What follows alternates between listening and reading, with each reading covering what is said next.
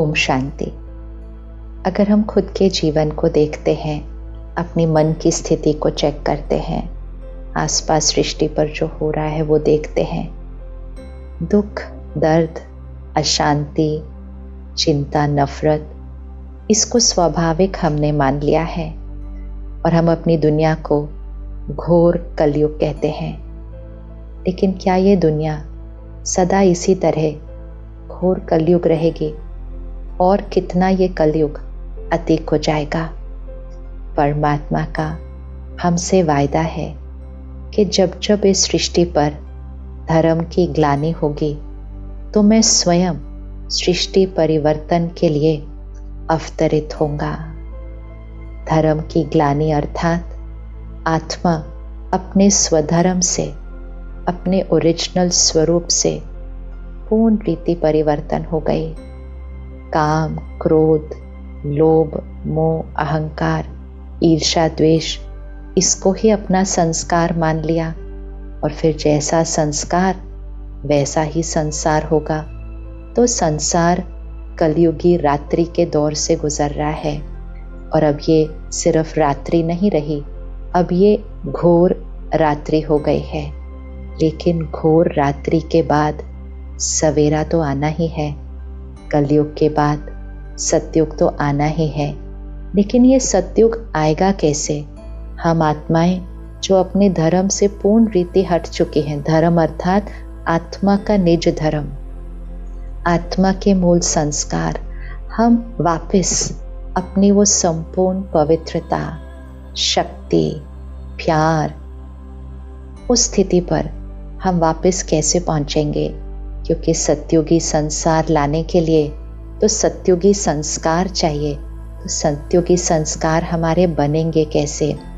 इसीलिए इस घोर रात्रि के समय ही परम धाम से निराकार परमात्मा शिव, निराकार परम आत्मा शिव, ज्योति बिंदु है ना, शिव जिसको हम प्यार से शिव बाबा कहते हैं, निराकार परमात्मा शिव स्वयं इस रात्रि के समय ही इस सृष्टि पर अवतरित होते हैं। इसीलिए हम कहते हैं शिव रात्रि, रात्रि के समय अवतरित होते हैं ना, इसीलिए महाशिवरात्रि।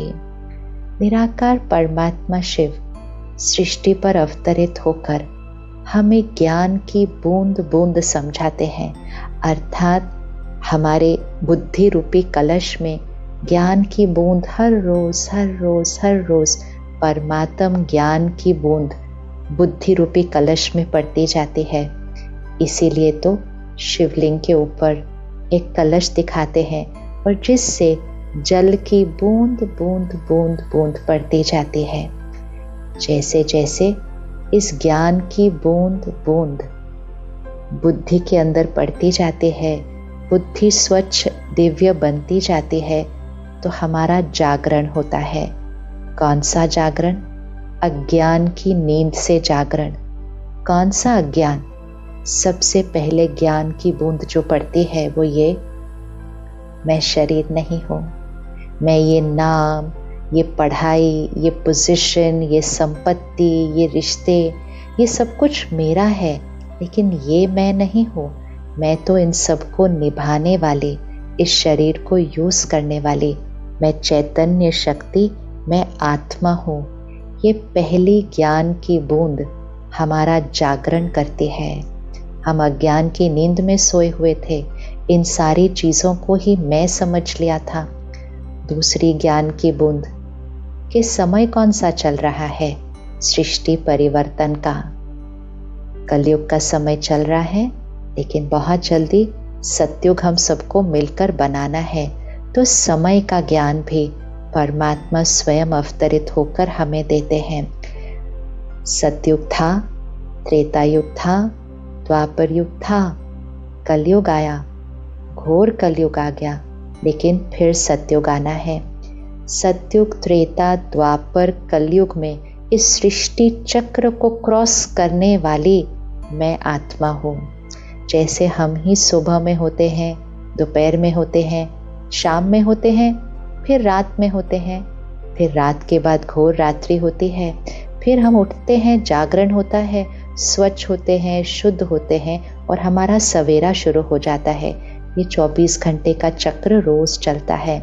इसी तरह सृष्टि चक्र में मैं आत्मा ही सत्युगी दिव्य आत्मा थी। नीचे उतरते उतरते मैं आत्मा ही आज कलयुग में विकारी, तमोगुणी, इम्प्योर आत्मा बन गई हूँ। ये ज्ञान की बूंद पड़ते ही जागरण होता है, क्योंकि हमने तो समझा हम कमज़ोर हैं, हम शक्तिहीन हैं, हम कुछ नहीं कर पाते। परमात्मा आकर हमें इस अज्ञान की नींद से जगाते हैं कि मैं शुद्ध पवित्र आत्मा, मेरा मूल संस्कार शांति, शक्ति, प्यार, सुख, ज्ञान, आनंद, ये मेरा मूल संस्कार है। अज्ञानवश तो हम इन सारी चीज़ों को बाहर ढूंढ रहे थे, मांग रहे थे प्यार मिले, सुख मिले, शांति मिले। जागरण कि ये तो मेरा अपना संस्कार है, मैं ही पवित्र आत्मा हूँ, मैं ही शांत स्वरूप हूँ। जागरण हुआ। अज्ञान की नींद से जागे, लेकिन कब जागे? जब ज्ञान की बूंद बूंद बुद्धि में आई। कब पड़ी? जब परमात्मा कलयुगी रात्रि के अंदर निराकार परमात्मा शिव सृष्टि पर अवतरित हुए। इसीलिए शिवरात्रि के दिन जागरण होता है, जागरण होता है।